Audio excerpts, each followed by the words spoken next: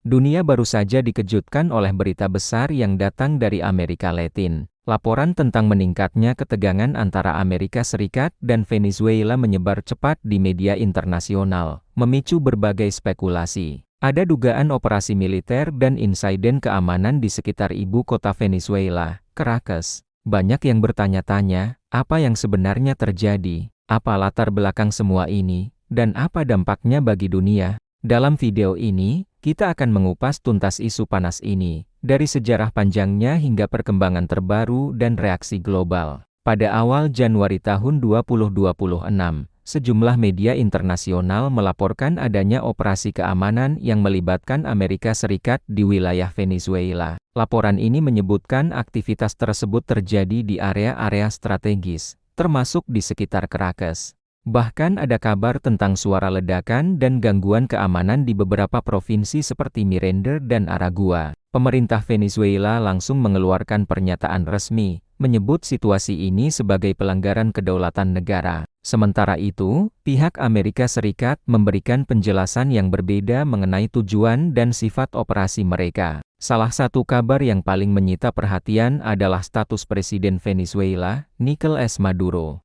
Beberapa media melaporkan bahwa Maduro sedang menghadapi tekanan hukum internasional yang sangat serius. Klaim lama dari otoritas Amerika Serikat mengenai dugaan kejahatan lintas negara, termasuk perdagangan narkotika, kembali mencuat. Namun, sampai saat ini, detail mengenai proses hukum, yurisdiksi, dan keabsahan penangkapan tersebut masih menjadi perdebatan sengit. Banyak pihak menekankan pentingnya verifikasi dan proses hukum internasional yang sah sebelum mengambil kesimpulan. Untuk memahami mengapa situasi ini bisa memanas sedemikian rupa, kita perlu melihat ke belakang, bukan hanya beberapa bulan, tapi bertahun-tahun. Hubungan Amerika Serikat dan Venezuela memang sudah lama berada di titik terendah.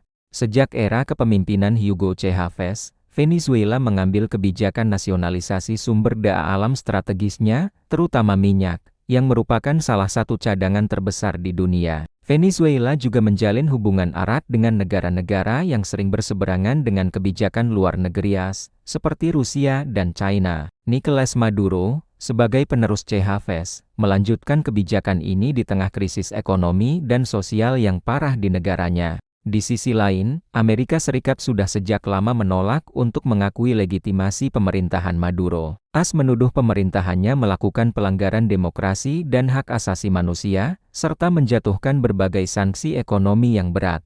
Selain itu, AS secara terbuka menuding Venezuela gagal dalam memberantas kejahatan terorganisir dan perdagangan narkotika. Dalam beberapa bulan terakhir sebelum insiden ini terjadi, laporan mengenai peningkatan aktivitas keamanan AS di kawasan Karibia, termasuk operasi anti-narkoba, seolah menjadi sinyal bahwa ketegangan ini memang sudah dipersiapkan secara strategis sejak lama. Beberapa laporan media menyebutkan adanya operasi udara dan aktivitas militer terbatas di titik-titik tertentu di Venezuela, termasuk fasilitas yang dianggap strategis. Namun, detail teknis mengenai jenis operasi, skala, dan dampaknya masih simpang siur dan belum bisa dikonfirmasi secara independen. Pihak Amerika Serikat menyatakan bahwa setiap langkah yang mereka ambil berada dalam kerangka penegakan hukum dan keamanan internasional. Sebaliknya, Venezuela menganggap tindakan tersebut sebagai bentuk intervensi sepihak yang ilegal dan agresi terhadap kedaulatan mereka.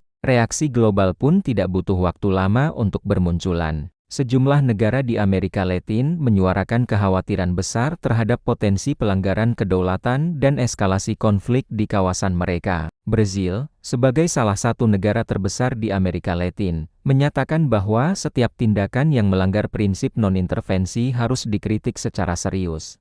Di belahan dunia lain, China menekankan pentingnya penghormatan terhadap hukum internasional dan stabilitas regional. Sementara itu, beberapa negara di Eropa memilih untuk bersikap lebih hati-hati. Mereka menyerukan penyelesaian melalui jalur diplomasi dan mendesak semua pihak untuk menghindari eskalasi lebih lanjut yang bisa membahayakan perdamaian. Di balik semua ini, para analis geopolitik mulai menyoroti beberapa motif yang mungkin menjadi pendorong utama konflik ini. Pertama, tentu saja, adalah faktor sumber daya alam. Venezuela memiliki salah satu cadangan minyak terbesar di dunia, dan dalam dunia yang haus energi, kontrol atas sumber daya ini sangatlah strategis. Kedua, konflik ini bisa dilihat sebagai cerminan persaingan pengaruh global antara Amerika Serikat dengan kekuatan besar lainnya seperti China dan Rusia, khususnya di halaman belakang Amerika, yaitu Amerika Latin. Ketiga, ada juga dimensi politik domestik di masing-masing negara dan narasi penegakan hukum internasional yang digunakan untuk membenarkan posisi mereka di mata dunia. Namun, penting untuk digarisbawahi bahwa motif-motif ini masih dalam perdebatan, dan belum ada satupun konsensus tunggal di kalangan pengamat internasional. Isu lain yang tidak kalah penting adalah implikasi hukum dari tindakan ini. Banyak pakar hukum internasional mengingatkan bahwa penggunaan kekuatan militer lintas negara tanpa mandat yang jelas dari lembaga seperti Dewan Keamanan PBB dapat menimbulkan pertanyaan serius terkait pelanggaran piagam PBB dan prinsip kedaulatan negara. Kasus ini kembali membuka diskusi lama tentang di mana batas antara intervensi kemanusiaan, penegakan hukum internasional, dan agresi militer yang tidak sah. Ini menjadi ujian berat bagi tatanan hukum internasional yang sudah ada. Lalu, muncul pertanyaan besar, apakah situasi ini berpotensi memicu eskalasi global yang lebih luas? Meskipun ketegangan meningkat drastis dan reaksi dari kekuatan-kekuatan besar dunia cukup keras, hingga saat ini belum ada indikasi yang jelas bahwa dunia akan terseret ke dalam konflik global terbuka karena kasus ini. Namun, peristiwa ini menjadi pengingat yang sangat kuat bahwa geopolitik modern sangatlah rapuh. Satu krisis regional yang tidak dikelola dengan hati-hati dapat dengan cepat meluas dan memberikan dampak global yang tidak terduga. Situasi di Venezuela hari ini benar-benar mencerminkan dinamika konflik di abad ke-21.